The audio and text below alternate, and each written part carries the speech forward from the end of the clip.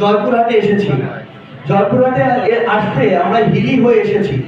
হিলি এই উত্তরবঙ্গের বা উত্তরাঞ্চলের একটা গুরুত্বপূর্ণ স্থল বন্দর। প্রত্যেক দিন শত শত ট্রাক দিয়ে সেখানে আমদানি রপ্তানি হয়। এই হিলির উপর থেকে বা এই হিলি থেকে বাংলাদেশ সরকার প্রত্যেক দিন লক্ষ লক্ষ টাকা সেখান থেকে রাজস্ব পায়।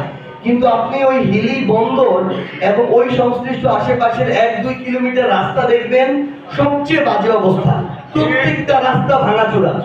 এরকম যদি হয় যেখান থেকে সরকার এতটুকু তার রাজস্ব পাচ্ছে, যেটা জনগণের এত স্বার্থ সংশ্লিষ্ট এবং জনগণের সাথে সম্পর্কিত, যেটা একটা দেশের আমদানি রপ্তানির গুরুত্বপূর্ণ একটা স্থল বন্দর, সেই জায়গায় যদি এই ধরনের অবহেলা থাকে, এটা আসলে উত্তরবঙ্গের চিত্রটা তুলে ধরে।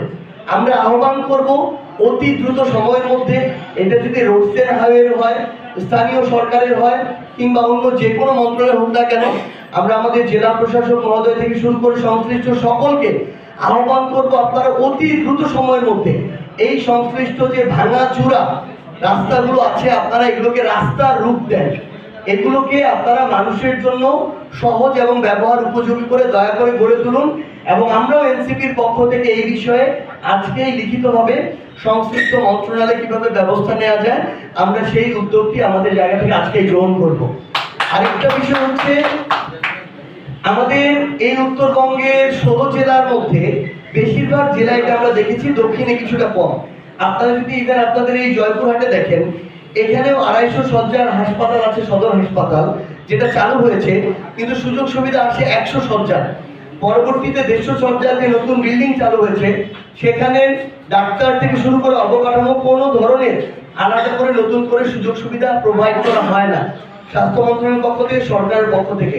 আমরা আহ্বান করব, অলরেডি আমি যতটুকু জেনেছি ডিজি হেলথ থেকে এবং স্বাস্থ্য মন্ত্রণালয় থেকে, এই যে হাসপাতালগুলো এখন পর্যন্ত 250 শয্যার সুযোগ সুবিধার উপযোগী করে তোলা হয়নি, এগুলো নিয়ে আরেকটা পরিকল্পনা চলছে স্বাস্থ্য মন্ত্রণালয়। আশা করি এগুলোতে খুব দ্রুত এই উদ্যোগটা নেওয়া হবে। কিন্তু স্পেসিফিক আমরা যেহেতু জয়পুরহাটের আজকে এই অবস্থা দেখলাম, আমরা আহ্বান করব এই হাসপাতালকে, সদর হাসপাতালকে, যেটার উপরে আশেপাশের পাহাড়পুর যদি বলি আমরা, কিংবা এদিকে দিনাজপুর জেলার হিলি যদি বলি, ধামরহাট যদি বলি, এই উপজেলার মানুষগুলো কিন্তু জয়পুরহাট শহর কেন্দ্রিক, কারণ তাদের জেলা শহর আরো বেশি দূরে।